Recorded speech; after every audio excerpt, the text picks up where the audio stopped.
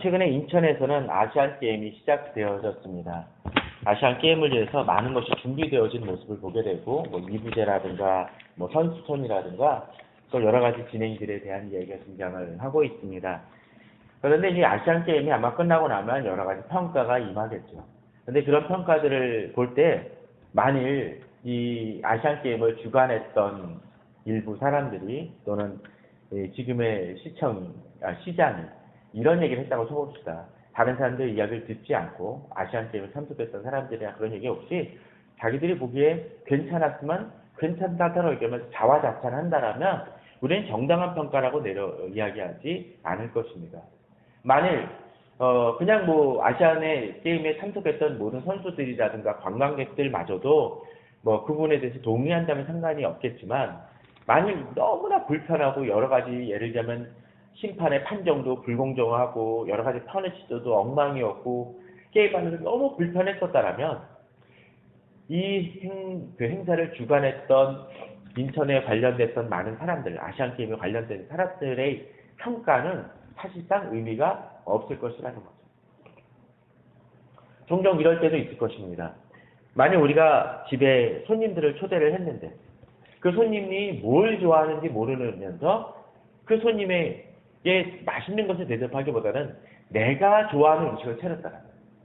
만약 나는 불고기를 좋아하는데 그 사람이 채식주의자였다라는 그 접대는 내가 잘 먹었고 배불렀다고 해서 그 접대는 성공한 것이 아닙니다. 왜 실패했을까요? 실패한 이유가 뭘까요? 아시안 게임이나 손님 접대가 실패한 이유는 뭘까요?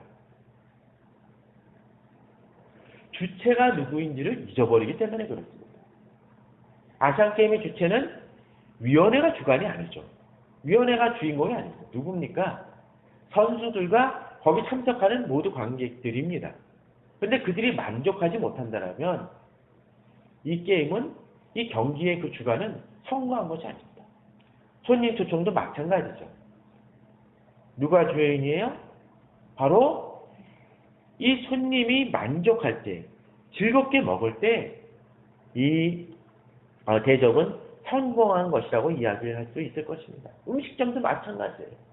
어떤 때 음식점이 자기 주관을 유지하는 것은 참 중요합니다. 그런데 손님이 전혀 만족하지 않는데 내가 내 스타일과 내 고집과 내 음식 스타일을 전혀 바꾸려 하지 않는다면 이 음식점은 성공할 수 없을 것입니다. 손님에게 인정받지 못하는 음식점은 아무 의미가 없습니다. 여러 가지 행사도 마찬가지입니다. 우리가 가끔 그런 얘기를 하죠. 돌잔치 때 제일 고생하며 제일 힘들어하고 돌잔치 끝나면 아픈 주체가 있죠. 누굽니까? 애기인 경우가 있죠. 오히려 애기는 뒷전인 경우들도 있어요. 남들 사진 찍느라고. 가끔 그런 생각도 해봐요. 애기 돌 때 사진 찍으면 사진관 데려가가지고 애기만 울리고 맙니다. 애기가 제일 기분 나쁠 때가 그래요. 그 사진은 대부분 경우 애기 자신을 위한다기보다는 부모를 위한 사진인 경우가 태반인 경우인 것 같아요. 그런데 그러한 것 중에 하나가 또 예배가 있는 것 같습니다. 사실 예배 이름이 뭔가요? 영어로 서비스라고 합니다. 서비스면 누구에 대한 서비스겠습니까? 결국은 하나님에 대한 초점이 맞춰진 것이 사실은 예배입니다. 한동안 우리나라에도 예배 리더, 워십 리더라고 해서 많이 주목을 받고 그랬었습니다. 외국에서도 왔어요. 최근에도 아마 어디 미국 쪽에선가 또 유명한 찬양 리더가 오는 것 같은데, 워십 리더라고 오는 것 같은데, 그런 경우도 초청을 하게 되면 대부분 경우 입장권, 판매까지 하게 됩니다. 사실 그냥 CCM 가수가 왔다라면 다시 좀 그게 이해가 돼요. 근데 워십 리더가 와서 예배를 인도하는데 이 티켓을 파는 것은 좀 이해가 되지 않습니다. 왜요?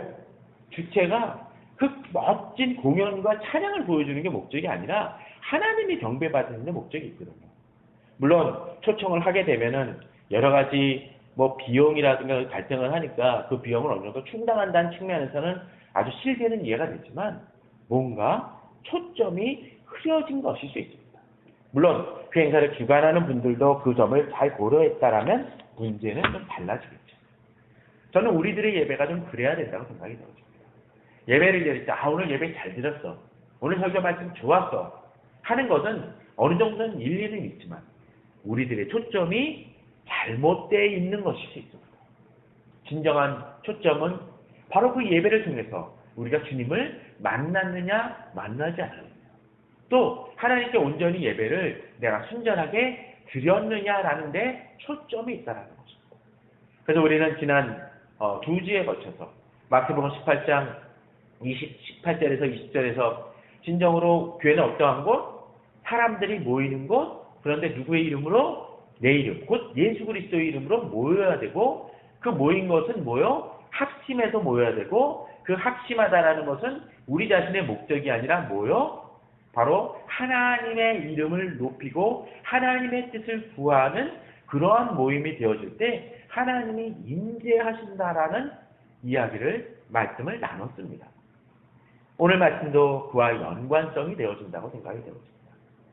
오늘 본문을 보게 되면 사실은 그냥 아브라함에게 이제 19장에서 임하게 될 소돔과 고모라에 대한 어떤 멸망을 다루기 전에 이제 그 세 사람의 사람들이 그 사자가 이제 소돔과 고모라에 가서 롯에게 이야기를 하고 그들을 건지는 그 일이 일어나기 전 먼저 아브라함에게 지나가는 장면입니다. 그렇기 때문에 어떻게 보면은 이것이 예배라고 말할 수는 없지만 그럼에도 불구하고 오늘 보면은 예배에 대한 아주 중요한 포인트를 알려줍니다. 뭐겠습니까? 자, 18장 1절에 보게 되면 여호와께서 마므레 상수리 나무들이 있는 곳에서 아브라함에게 나타나시니라 라고 되어 있습니다. 날이 뜨거울 때 그가 장막문에 앉아 있다가 여기서 보면 하나님이 아브라함에게 나타나셨다고 되어 있죠. 그런데 2절에 보면 뭐라고 되어 있나요? 눈을 들어본 즉 사람 셋이 맞은편에 서 있는지라 라고 되어 있습니다. 아니, 하나님이 나타나셨다고 되어 있고 또 여기서는 사람 셋이 맞은편에 서 있다고 되어 있어요.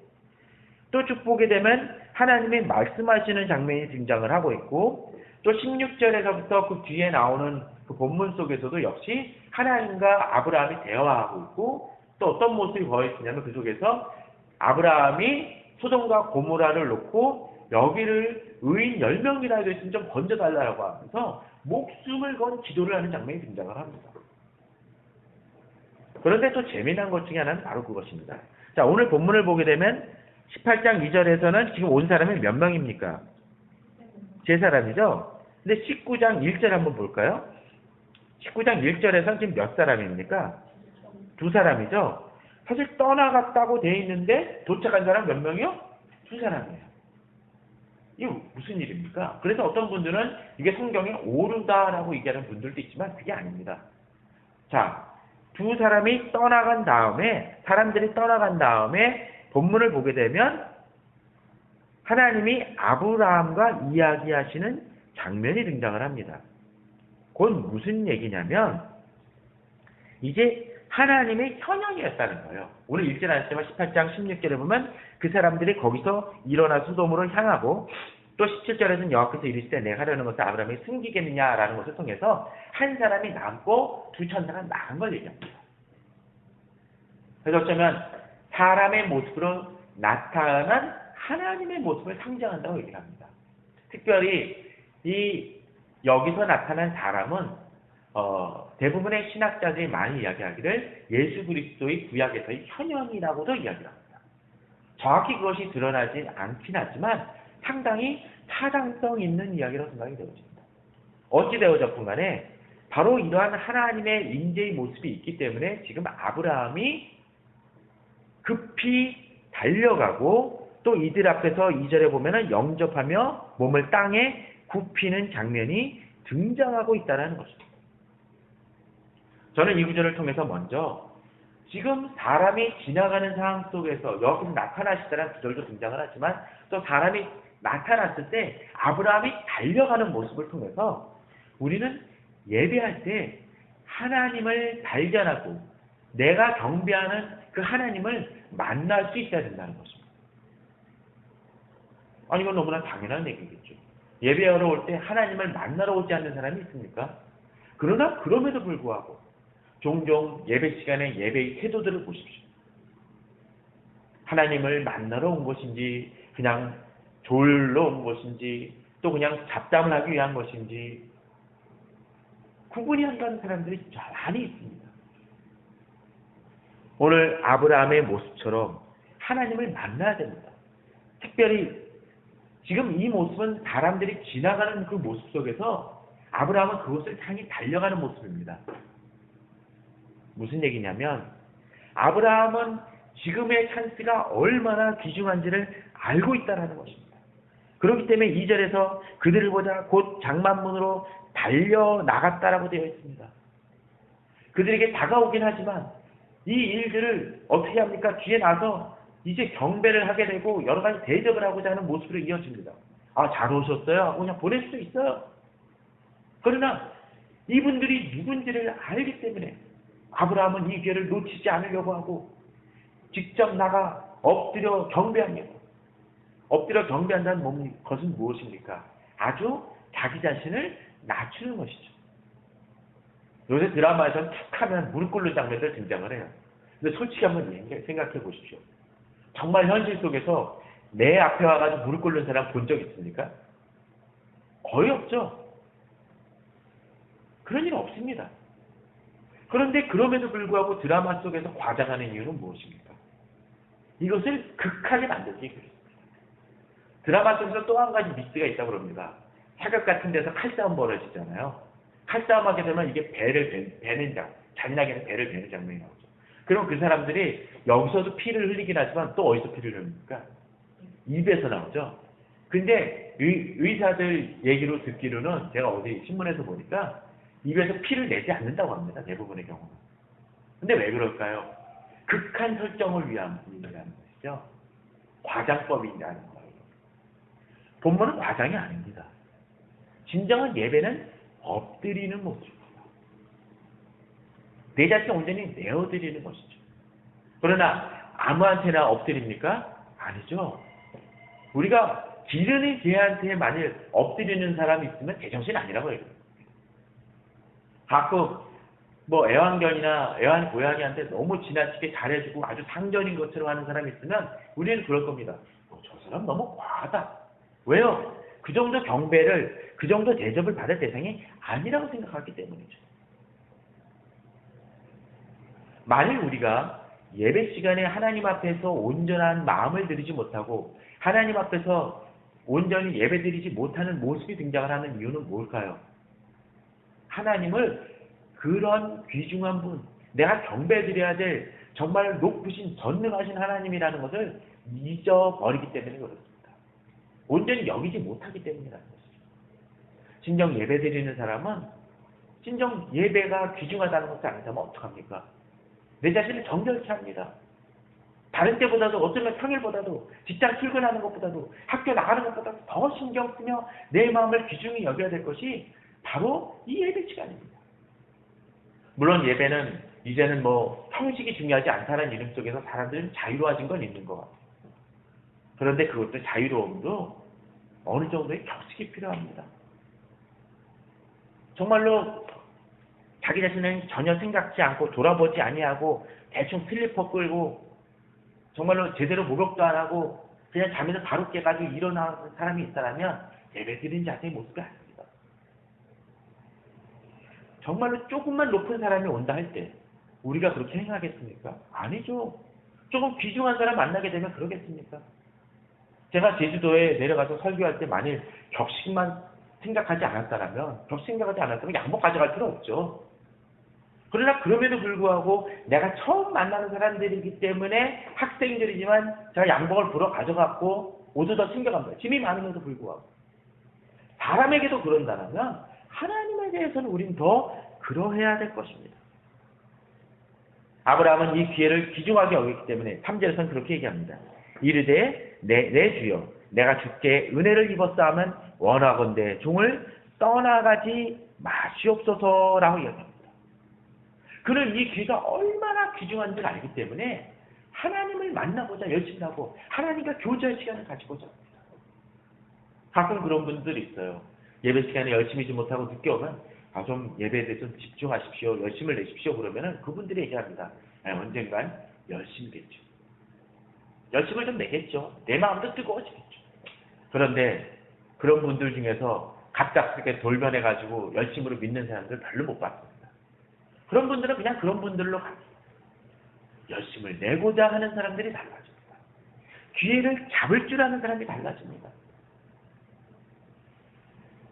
진정한 부부는 지금부터 주님 앞에 엎드리며 그 하나님을 만나는 이 매주일 예배 시간을 귀중히 여기는 사람들일 때 그 사람들은 진정으로 주님을 깊게 만나고 하나님을 경배하며 거기서 은혜를 받는 사람입니다. 그런데 여기서 또 한 가지 중요한 부분들이 있습니다. 만약 우리가 귀중한 손님일 때는 어떻게 합니까? 최대한 대접을 하려고 하죠. 제가 제주도에 내려가서 그 친구를 만났을 때도 그 설교할 때 내가 농담 삼아 그랬었어요. 하나님을 만날 때, 만약 우리가 좋은 손님을 만날 때 어떻게 하겠느냐. 만일 내가 관계가 별로 안 좋으면 제가 만일 저쪽 팽 교수에게 가가지고 야, 나 오늘 회 한 접시 제주 내려왔으니까 회 한번 먹자라고 이야기를 했었을 때 별로 관계가 없는 사람은 이 사람이 뭐 하는 사람인가 라고 얘기할 거예요. 그런데 친하니까 뭐합니까? 회 한 접시 사달라고 했었을 때 다 주려고 할 거예요. 기꺼이 다 주려고 할 거예요. 왜? 그만한 관계니까. 그래서 그런지 제가 얘기를 잘못해서 그런지 자꾸 처음엔 뭐 삼성열 해물탕이라든가 사줄까 하다가 제 마음이 없이 회 먹고 싶어서 그러나 해가지고 자꾸 물어보더라고요. 아, 그거 아니라고. 저는 그 멸치국수 먹어도 멸치국수가 더 원한다고 얘기를 해도 안 믿는 거예요.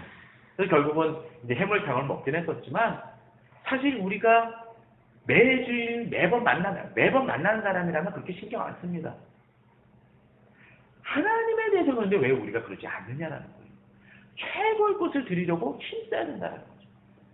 그런데 사실 본문을 보게 되면 아브라함은 그런 마음이 없었던 사람처럼 어떤 면에서 비춰집니다. 4절을 보십시오. 물을 조금. 5절에 보면 또 뭐예요? 떡을 조금이라고 되어 있죠. 그거 보게 되면 별로 접대를 안 한 것 같아요. 그럼 이게 정말로 그러한 것입니까? 아니에요. 사실 아브라함은 자기가 하나님 앞에 드리는 것이 얼마나 작은 것인지를 하나님 앞에 드리긴 하지만 정성을 다해 드리더라도 그것이 하나님 앞에서는 너무나 작은 것이라는 것을 알고 있기에 그것이 자기가 최선을 다해도 조금이라는 표현을 씁니다. 또한 아브라함은 아까도 이야기를 했었죠. 제가 제일 처음에 서두에 그랬었어요. 그 사람이 원하는 것을 드릴 수 있어야 된다는 얘기를 했었죠. 본문을 보십시오. 1절에 아까 뭐라고 되어 있었나요? 아브라함이 이 하나님을 만났던 시간이 언제입니까? 날이 뜨거울 때입니다. 근데 이 사람들이 걸어왔죠. 그죠? 이 광야를 걸어왔다고 생각을 해보십시오. 아주 그냥 조금만 땡볕을 지나가도 힘들고 지치고 또 특별히 먼지가 많은 그런 곳을 지나갔다면 이들에게 가장 필요한 것이 무엇이었겠습니까? 물이죠, 물. 그죠? 또 그리고 뭐합니까? 자기들이 발이 더럽고 힘드니까 뭐예요? 발을 씻기를 원했어요. 또 그리고 뭐예요? 잠시 휴식 시간이 필요하죠. 나무 아래서 쉬라고 이야기합니다. 그리고 어떻게 해요? 떡을 조금 가져와서 그 출출함을 채우게 하겠다고 이야기합니다. 그렇습니다. 진정한 예배는 내 관점이 아니라 하나님이 뭘 원하시는지 하나님의 마음을 흡족해야 됩니다. 그렇기 때문에 어떤 때 사람들은 종종 실수하는 것 중에 하나가 예배 인도자나 또는 목회자들이 예배 드리는 사람들에게만 초점을 맞춥니다. 물론 그 배려도 해야겠죠. 그러나 진정한 초점은 어디? 하나님에게 맞춰줘야 됩니다. 모든 성도들이 하나님의 온전히 예배 드릴 수 있도록 도와주는 것이 설교자의 몫입니다. 그렇기 때문에 찬송가를 택할 때도 교동문을 택할 때도 기도할 때도 초점은 어디? 하나님에게 맞춰줘야 됩니다. 자, 그런데 보십시오. 자, 이 사람이, 이 아브라함이 떡을 조금, 물을 조금 했다고 해서 그 정도입니까? 자, 본문을 보게 되면 6절, 7절에 보면은 이 어떤 것을 드리고 있는지 한번 살펴보시기 바랍니다. 자, 뭘 드리고 있나요? 떡. 근데 떡인데 그 만드는 재료가 나오고 있죠? 고운 가루, 세스아라는 얘기가 있습니다. 자, 지금 사실 아브라함이 보게 되면 되게 그 독특한 표현이 등장을 해요. 이 고운 가루, 또 뒤에 실제로 보면 기름지고 좋은 송아지 막 그런 얘기 등장을 하는데, 그것과 더불어 좀 대조되는 단어들이 많이 등장을 합니다. 뭘까요? 급히, 속히, 7절에서 달려가, 또 7절 뒤에 또 급히라는 얘기가 등장을 하죠. 왜 그럽니까? 최대한 빨리 대접하고 싶은 서두름이 있어요. 곧 이들이 발걸음을 보기에도 떠나가야 될 분들이라는 것을 느끼기 때문이죠. 그럼에도 불구하고 그 속에서 최고의 것을 드리려고 노력하고 있다는 거예요. 고운 가루 제스와, 그리고 그것을 어떻게 해요? 기름지고 좋은 송아지를 갖고 오고 있고, 또 8절에서도 뭐요? 엉긴 젖이라고 되어 있죠. 이게 아마 보통 사람들이 이게 치즈 같은 그런 종이라고 얘기를 해요. 우유입니다. 그러니까 여기서는 물과 떡만 주겠다고 해요. 조금 주겠다고 하는데 이것들을 아주 빠른 시간에 하죠. 그리고 그 일들을 신속하게 처리하기 위해서 어떻게 합니까? 사라한테 떡을 만들라고 시키고, 이 송아지는 어떻게 해요? 하인에게 주어서 요리하면서 분담을 시켜서 아주 체계적으로 딱 일을 처리하는 모습이 등장을 합니다. 얼마나 아브라함이 이 일에 대해서 귀중하게 여기고 있는지를 안다. 그리고 여기서 사실 잘 모르는, 우리가 잘못하면 간과하고 넘어가는 하나의 단어가 있을 수 있는데, 6절입니다. 토키, 고운 가루, 세스아라고 되어 있죠. 세스아는 부피나 무게의 단위를 이야기합니다. 에바의 3분의 1이라고 얘기를 하는데, 자, 스함은 어느 정도일까요? 혹시 감을 잡아보죠. 자, 생수통 무게가 거의 한 에바 정도 됩니다. 그럼 몇 리터요? 보통 20리터죠. 20리터. 자, 20리터가 돼요. 그러죠? 근데 이 20리터에 아까 뭐라 그랬나요? 에바가 3분의 1 정도 됐다 그랬죠. 그럼 어느 정도 리터예요? 한 7리터 정도 된다 그래요. 7리터. 그러면 곱하기 3, 다시 21리터예요. 자, 고운 가루 세수와 21리터. 그럼 어느 정도예요? 엄청난 많은 양이죠. 그걸 떡을 해요. 저희들이 명절 때 뭐 한 말 뭐 한다고 해도 그 양이 꽤 되는 걸 볼 수가 있어요. 자, 지금 사실 아브라함하고, 지금 그 아브라함이 낀다고 쳐도 4사람이 먹을 양치고도 많아요. 그런데 거기서 아브라함은 사실 뒤에 가보면은 그냥 접대하는 모습으로 그치거든요. 아브라함이 먹지 않았다라는 거예요. 3명이 먹기 이게 적습니까? 너무 많은 양이죠. 이 이유가 뭡니까? 아브라함은 이들에게 최고의 것, 조금이나마 그냥 나중에 버리는 한이 있더라도 최대한 대접하기 위해서입니다. 더더군다나 가축대 있는 곳으로 달려가서라는 얘기는 뭡니까? 살아있는 거 잡은 거예요. 있던 고기도 있었겠죠. 한 번 정도는. 그럼에도 불구하고 살아있는 것, 가장 좋은 것을 드리기 위해서 너무나 많은 수고를 하고 있다는 것입니다. 송아지 잡는 시간이 짧겠습니까? 그걸 신속히 처리하는 놀라운 모습을 보여주고 있다는 것이죠. 아브라함은 그러한 노력을 기울이고 있습니다. 자, 그에 반해서 19장을 한번 잠깐 볼까요? 이제 그 두 천사가 이제 소돔에 이르게 되고, 소돔도 이들을 만납니다. 자, 그런데 1절에서 잘 보게 되면 조금 다른 모습이 등장을 해요. 롯도 일어나 영접하고 땅에 엎드려 절하 합니다. 근데 뭐 하나 빠졌죠. 달려나간 모습이 없어요. 또 2절도 3절도 한번 볼까요? 간청하는 모습은 있어요. 그래도. 그런데 롯이 대접한 게 뭔가요? 무교병. 무교병은 뭔지 아십니까? 예, 누룩이 없는. 혹시 전에 드셔보신 적 한번 있었을 거예요. 제가 한번 갖고 와서 한 적이 있었는데, 이스라엘에서 만든 무교병이라 그래가지고 딱딱한 밀가루, 그러니까 간을 전혀 안 한 뭐라 그러죠? 예를 들면 그런 거 있잖아요. 튀김하고 나서 이 끝자락 남은 거. 근데 그것도 누룩이 전혀 안 들어갔다면 딱딱하면 뭐합니까? 그냥 밀가루, 그냥 아무 맛 없이 밀가루 그냥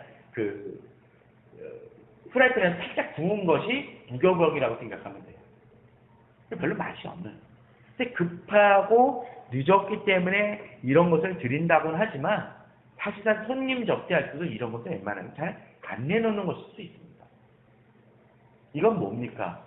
이들에 대한 물론 시간이 늦고 여러 가지 정황이 그랬다고는 치지만 그럼에도 불구하고 롯에 드린 거하고 아브라함에 드린 것은 엄청난 차이가 있습니다. 사실 곰곰이 한번 생각을 해보십시오. 지금 이 세 사람은 원래는 누구를 위한 것이에요? 즉 소돔과 고모라를 멸망시키기 위해 가는 과정 속에서 아브라함을 만난 것입니다. 그럼 어쩌면 주객이 전도된 것일 수 있어요. 오히려 정말로 대접해야 될 사람은 롯인데 아브라함이 더 공을 들이고 있는 모습이 등장을 합니다.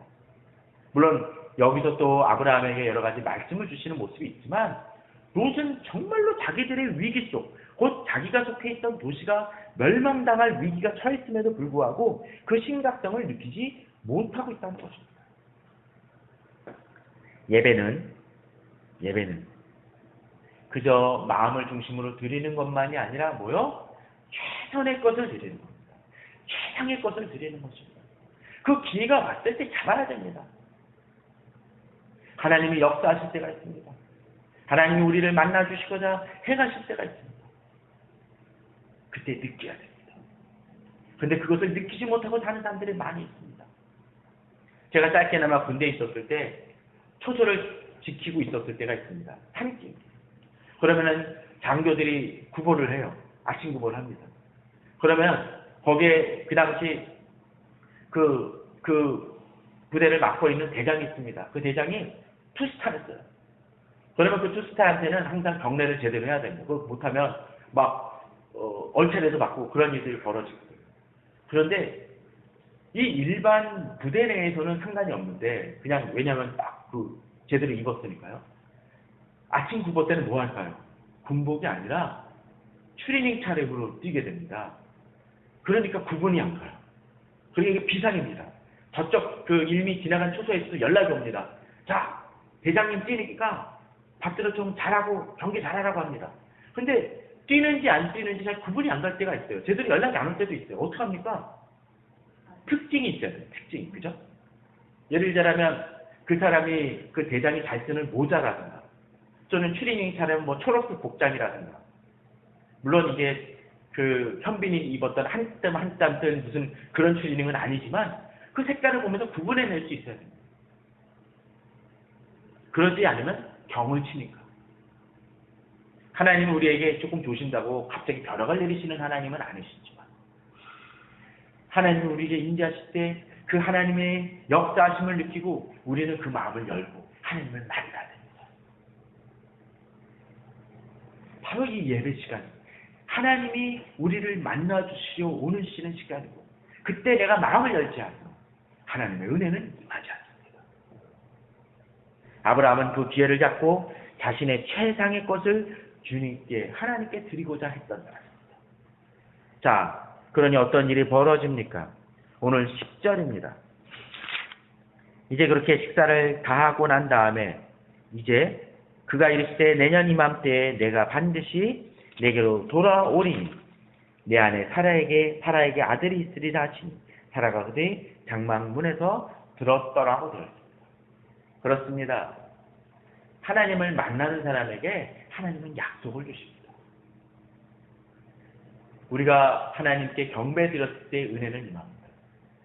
그저 설교 시간에 말씀 들어서 내가 듣고 싶었던 말씀 들었다고 해도 은혜가 아닙니다. 찬양 들었을 때 그냥 감동해서 눈물이 흘렀다고 은혜 받은 것이 아닙니다. 진정한 예배는 하나님을 만나는 것이며 그 하나님을 만났었을 때 하나님이 내게 말씀해 주시고 내게 오늘 들려주시는 음성을 듣는 시간입니다. 그리고 하나님이 내게 어떻게 약속을 주시고 어떻게 살으라고 도전 주시는 것이 바로 하나님의 약속이 임하는 것입니다. 은혜가 임하는 것입니다. 저는 우리 성도님들이 그러한 하나님의 만남과 하나님의 약속과 하나님의 위로와 하나님의 회복을 경험하는 예배 시간이 되길 바랍니다. 또한 그러한 예배는 또 다른 면을 보여줍니다. 예배는 내 자신의 모습이 어떠한지 발견하지 않는다. 예컨대 이런 것이죠. 깜깜할 때, 불이 꺼져 있을 때 우리는 내 얼굴이 어떤지 잘 모릅니다. 그러나 불이 켜졌었을 때 집안의 모습이 어떠한지 발견하게 되고 내 얼굴이 어떻고 지금 내가 뭐가 문제가 있구나라는 것들을 발견하게 됩니다. 특별히 어디 갔다 와가지고 얼굴이 꾀지지하고 많이 그렇다고 쳐봅시다.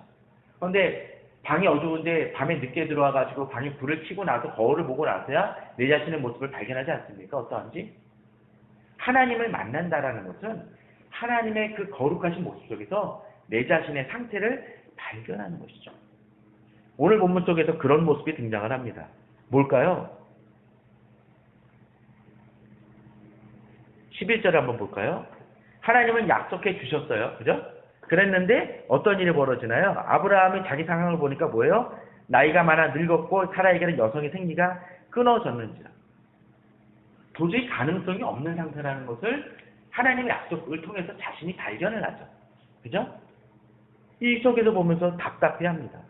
그리고 12절에 보게 되면 사라가 뭐 하나요? 사라가 속으로 웃고 이르되 내가 노쇠했고 내 주인도 늙었으니 내게 무슨 즐거움이 있었으리. 자, 그런데 앞서 10절에서 사라가 있던 곳은 어디입니까? 장막 문이죠. 사실 하나님은 누구와 얘기하는 중이에요? 아브라함이죠. 근데 9절에서 이야기를 뭐라 그러나요? 내 안에 사라가 어디 있느냐? 대답하되 장막에 있나이다. 이제 하나님 사실 18장에서는 우리 17장에서는 하나님 다시 또 한 번 나타나세요. 그래서 아브라함에게 비슷한 약속을 주시고 계시거든요. 그런데 이제 그 때가 기한이 오니까 이제 다시 나타나서 말씀하시는 거예요. 그런데 이제 그 약속의 대상 중은 또 누구예요? 사라도 포함해요. 자식의 문제니까 더더욱 이 부분은 그러하죠. 그런데 사라가 속으로 웃죠. 그랬더니 13절에서 어떤 일이 벌어집니까? 여호와께서 아브라함에게 이르시되 사라가 왜 웃느냐라고 이야기를 하고 있고 또 내가 늙었거늘 어떻게 아들을 낳으리요 하고 이야기를 합니다. 자, 지금 사라는 어떻게 했어요? 장막 문에 있었고 12절에 의하면 사라가 속으로 웃고 이르다고 되어 있었어요. 뭐예요? 겉으로 웃었다고? 아니라는 거예요. 안 보이는 모습이죠. 그런데 하나님은 그 모습마저도 보시는 하나님이다. 진정한 예배와 하나님을 만나는 것은 무엇을 의미합니까? 내 자신의 상태를 보게 합니다. 어떤 때는 내 자신의 불신을 보게 됩니다. 내 자신의 미약함을 보게 됩니다. 내 자신이 지금 내 환경으로는 아무것도 해결될 수 없는 상황이라는 걸 보게 합니다. 그러나 만일 내 상태만 보고 끝난다면 그것은 소망이 없는 것이죠. 내가 가능성이 없구나. 내가 능력이 없구나. 그것으로 그치죠. 그러나 하나님은 거기서 멈추지 아니하고 약속을 주시고 그 약속을 이겨내게 하십니다. 나의 불신앙을 보게 하십니다. 하나님은 말씀하십니다. 왜 웃느냐고 이야기하십니다. 왜 내가 늙었거늘 어떻게 아들을 낳으리요 하느냐라고 이야기합니다. 이러한 모습은 17장에서도 동정하게 등장합니다. 참 두 분은 닮아요. 17장에서도 아브라함도 웃습니다. 그래서 아브라함은 엎드려서 웃지만 사라는 숨어서 웃습니다. 하나님은 이러한 이들의 모습을 발견케 하시고 그러한 너희들의 환경과 너희들이 답답함은 알지만 하나님이 역사하신다고 얘기합니다. 14절을 같이 한번 읽어볼까요? 14절입니다. 시작. 여호와께 능하지 못한 일이 있겠느냐? 기한이 이를 때 내가 내게로 돌아오리니 사라에게 아들이 있으리라. 그렇습니다. 하나님을 만나고 여러 가지 내 자신의 모습을 발견을 하지만 이 상황을 이겨낼 수 있는 근거가 뭡니까? 하나님이 능하지 못한 일이 없으신 분이기 때문에 그렇습니다. 전능하신 하나님이기 때문에 그렇다라는 거죠. 앞서도 예배의 대상으로서 아브라함이 그렇게 엎드리고 극진한 대접을 한 이유가 뭡니까? 하나님이 어떤 분인지를 알기 때문에 그렇다는 거죠. 저는 예배 드릴 때 그러한 우리가 되기를 원합니다. 제 자신도 그러한 모습들을 돌아보길 원합니다. 하나님이 그러한 분일지 알 때 우리의 모습은 달라집니다. 이것은 예배 시간만 적용되는 것이 아닙니다. 말씀을 읽을 때도 그렇다라는 것이죠. 또 매일매일 퀴즈할 때도 마찬가지라는 것이죠. 말씀을 읽을 때 내가 하나님을 만나는 것이라는 것을 깨달아진다. 또 우리가 매일 성경이라든가 퀴트를 할 때 내가 그 시간 내에 하나님을 만나는 것이라고 알게 된다는, 우리가 퀴트할 때 달라집니다. 잡념이 있을 수가 없겠죠. 왜? 그 하나님을 만났는데. 앞서 18장 1절에서 아브라함이 어떠했습니까? 뭐 했다고요? 날이 뜨거울 때 그가 장막문에 앉아있다라고 되어 있었어요. 어떤 분들은 이 시간대에 아마 아브라함이 묵상하며 명상하는 시간이었을 거다라는 얘기도 합니다. 근거 있다라고 생각이 들어요. 그런데 그러할 때 하나님이 찾아오셨다는 것을 우리는 알아야 됩니다. 앞서 얘기했던 것처럼 예배 시간은 무슨 시간? 하나님을 만나기 위해 오는 시간이에요. 근데 하나님을 만나러 왔는데 하나님을 만나지 못하면 우리의 수고는 뭐요? 헛된 것이 되겠죠. 저는 가끔 그런 생각을 합니다. 지금 이 시간대에도 정말로 이 전국에 많은 사람들이 예배를 드릴 것입니다. 기독교 인구가 좀 줄었다고 치더라도 몇백만 명이 예배를 드리고 있을 것입니다. 그런데 그 속에서 과연 정말로 주님을 제대로 만나고 하나님께 온전히 예배 드리고 하나님께 최상의 것을 드리고 그 하나님을 만나서 내 자신의 모습을 발견하고 하나님의 약속을 부어잡고 위로와 힘을 얻고 가는 사람들이 얼마나 될지를 좀 생각을 해봅니다. 우리가 그러한 하나님을 만나는 우리가 되길 원합니다. 하나님을 만나고 위로와 힘을 얻고 그렇게 나아감을 통해서 비록 내 상황은 이 아브라함과 사라처럼 노쇠하고 늙어서 힘이 없어서 자식을 볼 수 없을 정도로 소망이 없지만 하나님이 전능하신 하나님께서 역사하신다는 그 믿음을 가지고 이제 희망을 얻고 다시 담대히 나아가는 우리 성도님들 되시길 바랍니다. 사람마다 경우가 다를 거예요. 어떤 사람에게 있어서는 이 자식의 문제가 아니라 앞날의 문제일 수 있습니다. 어떤 때는 경제적인 문제일 수도 있습니다. 또는 어떤 사람들은 깨어진 가정의 문제일 수도 있습니다. 직장의 문제일 수도 있습니다. 그러나 도저히 지금 나아가봤자 상황은 바뀌지 않을 것 같은 상황이지만 그러나 하나님이 함께 하실 때 그 각각의 성도들에게 하나님은 약속하십니다. 전능하신 내가 전능하다. 바로 내가 역사하겠다. 역사할 것이니 너는 두려워하지 말아라. 하나님은 약속해 주실 것입니다. 그러한 소망을 가지고 다시 삶의 현장 속에서 싸워 나가는 여러분들 되기를 주님의 이름으로 축원합니다. 아마도 아브라함은 이 일 후에 아기가 바로 생겨서 10달 채워져서 바로 다음날 얘기 난 것이 아니죠. 기다림의 시간이 필요했습니다. 사실 나중에 기회가 되면 또 돌아보겠지만 아브라함은 두 번째 아내를 또 누이라고 속입니다. 아니 약속을 이렇게 주셨는데도 불구하고 속입니다. 그러면 이제 어떻게 됩니까? 만일 그 아내가 누구랑 결혼했다고 그러면 어떻게 되겠을까요? 누구랑 부부관계가 됐으면 어떡할까요? 막장 드라마가 되는 거예요. 출생의 비밀이 나오는 거죠. 이 자식이 누구 자식인지 헷갈리는 거죠. 아브라함도 그런 실수가 있었지만 하나님 지키시고 보호하셨습니다. 이제 1년을 기다림 또는 어쩌면 어느 정도의 기다림이 필요하겠지만 믿음을 가지고 나아갈 때 하나님은 그 약속을 하나님 우리들의 연약함에도 불구하고 성취시킨다는 그 믿음을 가지고 우리 성도님들 믿음으로 나아가시는 우리 성도님들 되시기를 주님의 이름으로 축원합니다. 잠시